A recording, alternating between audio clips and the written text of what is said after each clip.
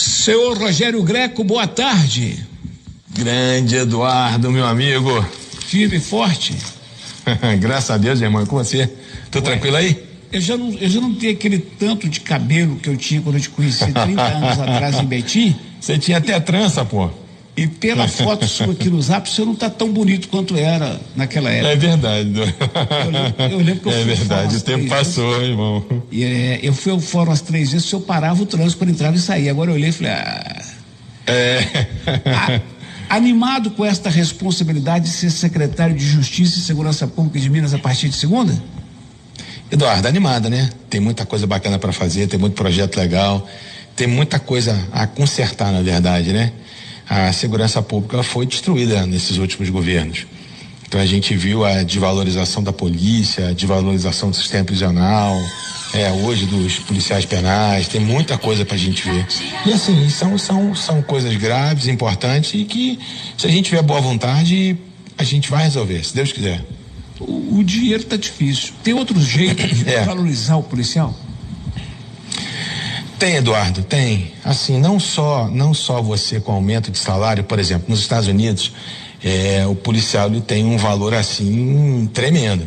Então, por exemplo, se você tiver fardado, você tem prioridade em qualquer lugar, até sobre os idosos. Então, você tem descontos no comércio, você tem assim isenções tributárias. Então, por que a gente não fazer isso? Então, é inadmissível, por exemplo, um policial que quer comprar uma arma e ele tem que pagar algum tipo de tributo em razão do instrumento que ele quer portar. É aquele instrumento de trabalho dele, ele precisa dessa arma. Então, assim, por que a gente não pode fazer essas pequenas coisas que dão, obviamente, uma possibilidade de um salário indireto? Então, assim, se a gente não tem condições de fazer um aumento efetivo, que é o ideal, eu ainda não sei se tem ou se não tem, porque ainda não assumi a secretaria, então não estou a parte de absolutamente nada, mas assim, a gente tem que ter criatividade, a gente tem que ter alternativas. Então, por exemplo, a gente tem nosso sistema prisional aqui, Eduardo, eu te pergunto, por que os presos não trabalham?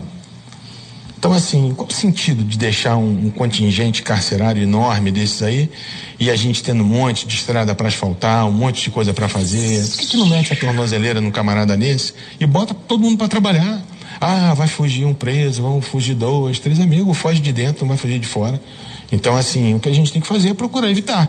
Mas a gente não pode manter a mesma situação que a gente manteve esses anos todos. Isso não funciona dessa forma. Eu já te falei isso em outras oportunidades. A minha tese de doutorado foi sobre o sistema prisional, né? E eu conheci muito o sistema prisional espanhol. E lá o índice de reincidência é baixíssimo. É baixíssimo. Por quê? Porque a forma de você olhar o preso não é uma forma paternalista. Ou seja, o preso está lá, ele tem que pagar pela despesa que ele está dando para o Estado. Não é o Estado pagar ainda pecúlio para ele, não, ele tem que pagar. Então, assim, como que ele paga? Trabalhando. Então, na Espanha, o que eles fazem? Eles pegam pedaços de fábrica e colocam dentro do sistema prisional. E é isso que a gente tem que fazer, não é chegar no sistema, tá um preso lá, fazendo barquinho com palitinho de picolé, todo mundo, que bonitinho. Isso é terapia, Eduardo, isso não é trabalho. E quanto então, assim, mais grave o crime, mais forçado o trabalho. Capinar a roça mesmo, quebrar pedra para calçar rua. Assim, tem alternativas, por exemplo, isso, uma coisa que é simplesmente inadmissível é um camarada atirar contra a polícia. Isso é inadmissível. A polícia tem que ser respeitada. Então, quando isso acontece, o tratamento a um preso desse tem que ser mais severo. Por isso que eu ajudei um deputado, um grande amigo que eu tenho, um deputado pelo Rio, que é o Carlos Jordi. A gente fez um projeto juntos, principalmente por conta daquele caso que aconteceu no Rio, que aquele policial foi morto dentro da casa de vídeo. O camarada passou ao lado do policial, deu um tiro na cabeça dele.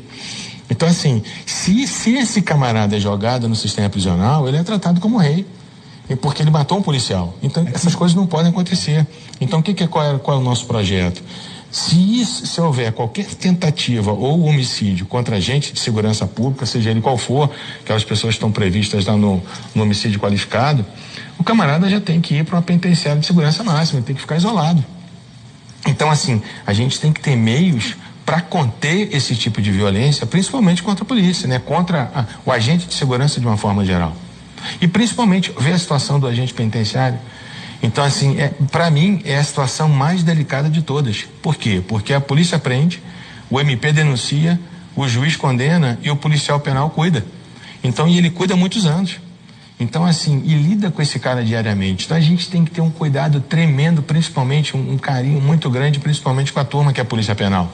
A gente tem que ter formas de preservar, né, esse servidor. Porque ele, na verdade, é claro que a polícia sofre, é claro que todo mundo nessa cadeia da Justiça Penal sofre, mas eles estão lidando diretamente com aquilo.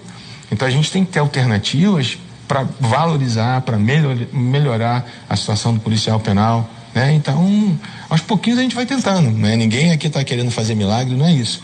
Mas pelo menos a gente tem que se mexer para tentar melhorar de alguma forma. No estúdio da Itatiaia, tem um companheiro, um campeão de audiência, que todo dia, 5 da tarde, apresenta o Itatiaia Patrulha.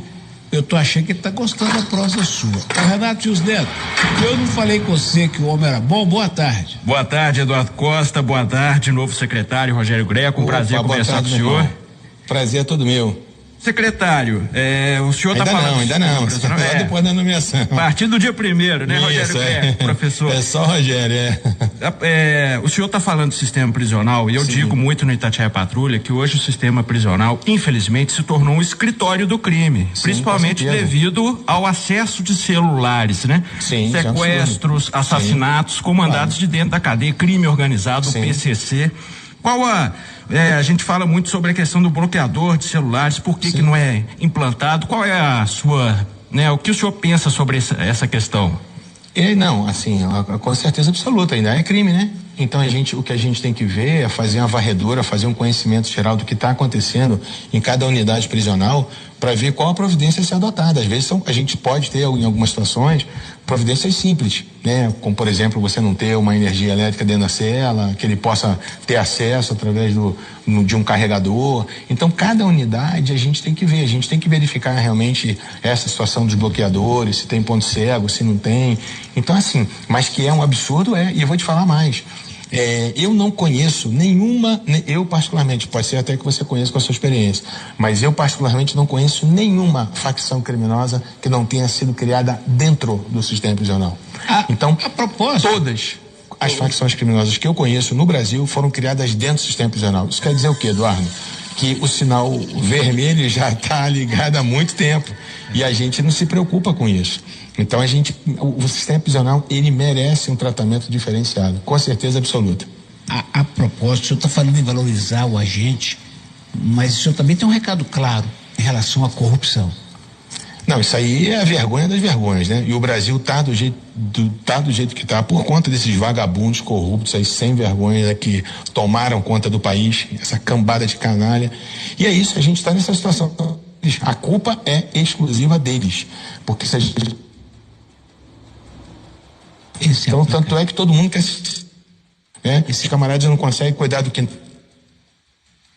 Quer dizer, então, senhor secretário, seu futuro secretário, contra a corrupção, tolerância zero. Zeríssimo.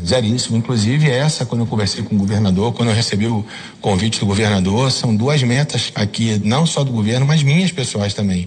Que a primeira é o combate à corrupção, a segunda é o combate a essas organizações criminosas, né, principalmente as transnacionais, a exemplo do PCC, e paralelo a isso também, de uma forma conjunta, o sistema prisional. Então, se a gente conseguir resolver, fazer alguma coisa nessas 3 áreas, já vai estar muito bom. Relatão. Secretário, pelo o perfil do senhor nas redes sociais, o senhor é o que a gente chama aí de faca na caveira, né? Tem esse perfil operacional, linha de frente. Sim. O senhor vai ser visto em operações na rua mesmo, junto com a tropa, junto com a Polícia Civil e outra. O senhor também vai fortalecer esse policiamento especializado, né? CORE da Polícia Civil, Rotana, PM, GER, BOP. Com certeza absoluta. Uma das minhas metas aí prioritárias inclusive, não conversei com o governador Zema e tal, mas a gente tem que melhorar muito a estrutura, principalmente dessas unidades especiais. A CORE merece lugar digno para trabalhar, ela está num lugar muito complicado, muito ruim. Então a missão nossa também é procurar os imóveis que aqui o governo tem disponíveis, tentar alocar de uma forma digna, entendeu? Então, assim, fazer muitos cursos, né, de instrução para a tropa. Eu, graças a Deus, eu faço preleções no Brasil inteiro, tenho amigos da polícia do Brasil inteiro, e todo mundo já, quando teve essa notícia, né, já disponibilizou de vir para cá, para Minas, de estar dando força aqui. E assim, se Deus quiser, né, a gente quer eu pretendo, da minha parte, fazer esse estado aqui como modelo, né, de segurança pública. Se eu vou conseguir ou não é outro problema, mas que a gente entra com essa missão, sim. Rogério, algo que não nos une. Eu sou contra, mas respeito a sua posição a favor. Quem quiser comprar arma, o senhor vai ajudar, vai facilitar. Assim, se dependesse de mim, sim, né? Não depende de mim, né? Mas eu acho que as pessoas têm o direito de se armar. Então, eu tenho direito de me defender, Eduardo. Eu posso, assim, quando as pessoas discutem a coisa do desarmamento ou do armamento, é interessante que parece que o armamento é uma coisa obrigatória. Então, assim, o fato das pessoas poderem ter uma arma, isso não quer dizer que todo mundo vai ter. Se você não gosta, Eduardo, eu te respeito 100%. Então, assim, mas eu acho que se você está na tua casa, se você está com a sua família, né, você está longe, né, de uma viatura policial, e de repente você vê um camarada pulando o muro da sua residência, 1, 2, 3 camaradas, eu acho que você tem o direito de se defender. E se você estiver armado, você vai se defender. Porque o bandido é covarde, Eduardo. Ele procura a situação mais fácil. Então, a partir do momento que ele ouviu o primeiro pipoco, eu quero saber se vai ficar alguém dentro da sua casa. Agora, mas vai ser uma política do governo de Minas ou é uma posição mais pessoal sua? Essa questão não é nem estadual. Assim, eu pensei que vocês estivessem perguntando a minha opinião pessoal, né? Isso não tem nada a ver, e nem posso ter esse tipo de política aqui. Essa é uma política do governo federal. Então, assim, vocês me perguntaram com relação à faca na caveira, se eu gosto de armas. Eu estou dizendo a minha opinião pessoal, assim, não é a posição do governo de Minas. Não tem nem condições disso, porque isso não é uma legislação estadual. A propósito, nós estamos vivendo um tempo de muita briga dos entes federados. O senhor não? Sim. O senhor quer união com o governo federal? Com certeza absoluta. Eu quero união com todo mundo, porque o país está nessa desgraça por conta disso. A gente fica nessa desunião toda, e quem ganha é a bandidagem, quem ganha é a criminalidade. Então, por exemplo, se eu conseguir também, se eu tivesse sucesso, esse privilégio de poder fazer a união das polícias, a gente entender que, né, todos nós somos um corpo só, a gente precisa trabalhar juntos, principalmente a parte de inteligência. Hoje a inteligência, Eduardo, é 70-30. É 70% da operação inteligência, 30% é operação. Então, assim, a gente tem que ter um serviço de inteligência muito forte. Sem inteligência não se faz absolutamente nada. Então, a gente tem que unir as inteligências da Polícia Militar, da Polícia Civil, da Polícia Federal. Eu tive recentemente fazendo uma palestra de encerramento do curso de formação da PRF em Florianópolis para 600 policiais, e acho que tinham 9 também de operações especiais, e eu caí para trás com aquela estrutura. É de bater palma assim o dia inteiro em pé. Aquilo ali é de primeiríssimo mundo. Por que aquilo ali não se estende, não se espalha para o Brasil todo? Sabe? Então a gente precisa disso. Hoje a PRF, ela exerce uma função, assim, na minha opinião, ela é a ponta da ponta, porque tudo basicamente chega pelas estradas. Então, se a gente consegue um primeiro combate com a PRF, como eles têm feito agora, essas apreensões aí fantásticas de drogas, de armamentos, né, de contrabando de cigarro. Se a gente trabalha unido, é muito mais fácil do que cada um a sua, né, cada um com as suas apreensõezinhas, né, e vaidade daqui, vaidade de lá. Eu sou formado também pela PM da Paraíba em gerenciamento de crise, né, em negociação e gerenciamento de crise. E uma coisa que eu aprendi nesse curso é o seguinte: a coisa mais difícil de você gerenciar é o ego das pessoas. Então, Relatão, nós temos que fechar. Daqui a pouco vem a vacina, vou marcar um encontro com ele no estúdio, nós vamos prosear 1 hora nós 3. Faz mais uma perguntinha rápida aí, Renatão, e um abraço para você. Um abraço, Eduardo, um abraço, Rogério Greca. Eu vi que o senhor tem livros sobre o crime organizado, né? E a gente sabe que, né, as facções tentam chegar e se impor em Minas, principalmente no sul de Minas e no Triângulo. Isso aí vai ser uma prioridade para o senhor, o combate a essas facções, ao crime organizado? Com certeza absoluta. E hoje tem um demônio chamado Novo Cangaço, né? Então a gente vai fazer um trabalho de inteligência fortíssimo para evitar que esse novo cangaço realmente comece a acontecer com muito mais força aqui em Minas, né? Que já acontece, né? Acontece no Brasil inteiro. E a ideia é essa. A ideia é tentar, pelo menos, inibir a atuação dessas facções criminosas aqui no estado. Doutor Rogério Greco, o senhor é a favor ou contra? Isso é opinião pessoal, porque como futuro secretário, o senhor pode não ter discutido com o governador. O senhor é a favor ou contra órgãos como Detran e Polícia Técnica vinculados à Polícia Civil? Polícia Técnica 100% a favor, Detran 100% contra. O doutor Rogério Greco, muito obrigado por essa atenção aqui. Obrigado, Eduardo. Itatiaia, o nosso querido Renatão, Oswaldo, Amanda, nós todos. Nós acreditamos que segurança pública é dever de todos. Quando for necessário, nós vamos criticar, mas nós estamos aqui principalmente para ajudar, viu?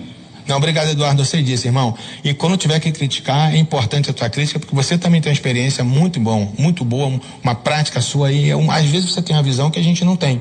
E é importante a gente ouvir.